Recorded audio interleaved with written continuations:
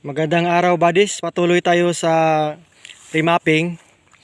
Then ipapakita namin ngayon ang nakuhaan ng soccer deposit dito sa World War II Japanese camp. Dito lang sa Bukidnon to. So itong nakita natin pyramid to, pero pinutol na dati nila ng mga nauna. Yan, pinutol na. Actually pyramid ito eh. Yan. Okay. Tingnan natin mga yan. Harap ng bundok. Okay. So kung pansinin natin, ang bato na to, may taas siya na 3 feet or 1 yard. Talagang kinakating to dito. You know? Yan, may cutting siya. Yan, ito pinutol na ng mga unang treasure hunter. Akala nila may laman, pero wala. May makita tayong letter D. Yan. Or half moon. Yan, klaro na okay, diba? Yan. Dito na po yung letter D. So, deposit here. Okay, dito naman yan. Klarong-klaro ang tabas. Yan. Okay, yan siya ang letter D. Ayan. Ito siya ang bato. Okay. So, na-check na natin to sa norte. Yan. Kupas tayo ng north-south kasi fire element eh. Sa norte, nakukuha na nating item dyan sa tinatayuan ni Parillo. Yan, ang spot sa gilid ng bato.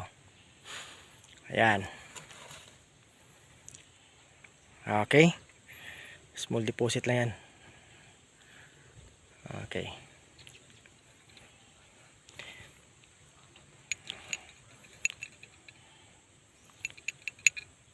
Okay, thank you bro. May nakatumpok din ng mga bato doon. West-west alignment, okay? Balik muna tayo dito. Kasi ito yung base natin eh. Okay, galing dito sa spot. So, norte may mukha ng animal marker. May hole. May hole dito. Parang mata siya pag tingnan natin sa malayo. Ayan. Okay, so dito ang item. 12 feet galing dyan. Dito siya tatama. Ayan. Okay. So dito na. So ang angle naman ng pyramid sa old tree, yung base na yan, kahoy na yan, is 45 degrees. Ang bakasimot 2 to 5 doon, bakasimot 45 degrees. So 2 to 5 tayo doon. Ibig sabihin southwest direction. Okay, puntahan natin to doon kasi doon nakuha ang soccer deposit. Okay, tandaan, isa lang itong reference, walang laman to. Yan. Yan ang may hole. Yan. Distance yan. Kukuha tayo ng 25 meters niyan. Okay. So ngayon, diretso tayo sa puno ng kahoy. Yan. May madadaanan pa pala tayong mga marker. Ito siya. Yan. Okay. So talagang maraming load dito kasi kinampuhan talaga eh. Okay. So tingnan natin mamaya yan. So dito muna. Ito yung puno ng kahoy na century tree. Sa harap niya may bato. May slash, tapos may triangular hole. Yan. Yan. Okay. Ganyan siya. So 2 to 5 degrees galing dito. 2 to 5 tayo sa puno. Ayan. Century tree. Okay. So pabalik tayo 45 degrees. Ito na. Diretsuhin natin yung bato. Diretso target natin yan. Malaking bato. So pansinin natin. Makikita pa rin natin ang pyramid yung sa unahan. Dito na bato. Yan. So yan ang pyramid. Yan siya. Balik tayo. Ito yung bato na nakuna ng soccer deposit or sabi pa ng iba giveaway. Pansinin mo na itong klaseng bato to. Bato lang talaga siya eh. Yan. May mga ukit. May single dot. May dot sa gitna. Sa gilid naman tayo. Quadri na angle yan. Ano point. Yan. Ito yung secret marker niya eh. Yan. Okay? So dito na ipapakita namin ngayon ang nakukunan. Okay? Please Parilio. Okay. So galing dito sa top, yan. Yan na siya. BBM to, naka-fix to na ba to? Ayan. Dito. Ito, didiretso to na guhit pababa. Diyan na sa arko. Okay. Diyan nakuha ang quick deposit. Ito pang tabon niya eh. Yan. Ayan. So ayan. Diyan nakukuha. Okay, makinis no. Okay. So pwede sukatin natin pa rin yung ang diameter. Okay. 18 inches. 18 inches ang diameter niya. Sa taas baba. 18 no? Okay.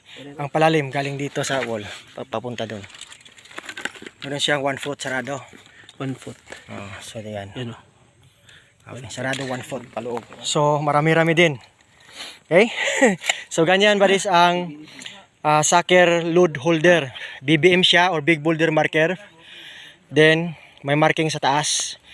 Kung i-check natin to ang guhit niya yan. Didiri babangga yan dyan sa crack. So sinundan lang crack nila dito para makuha tong cover. Ito pang cover nakalibaon to dito eh. Kung baliktarin natin to, parang paano siya no? Ano to yan? Yan. Yan, kinis. Parang pabuntis na no, type. Yan siya. Yan. Okay. May dot din yan dyan. Maliit. Maklaro ang dot mo. Siminto lang kasi. Oh, yan. Kita pa siminto. Kita pang siminto sa gilid. Okay. So yan siya buddies. Tingnan natin yan. Masin nyo mabuti. Simple lang. Sa harap lang siya ng old tree. So galing sa old tree, mga 8 yards lang or 24 feet. Yung galing naman sa pyramids, ayan. Tatakbo siyang na 25 meters papunta dito. Kasi naka 258 eh.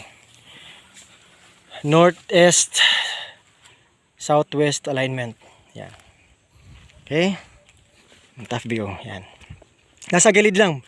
Nakita din kami nito sa nakuhaan dati sa sa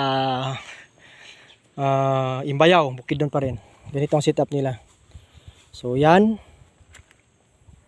Big boulder. Tapos sa gilid. Okay. Malaki. At least may idea kayo kung may natitira pang mga sucker deposit. May idea kayo. Hindi na sa ilalim yan, sa gilid lang. Yung cover niya. Yan. Yan. Binasag talaga yan. Medyo matagal-tagal na ito nakuha.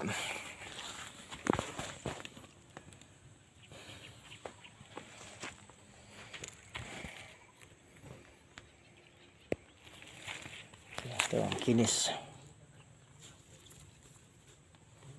Ito ang spot.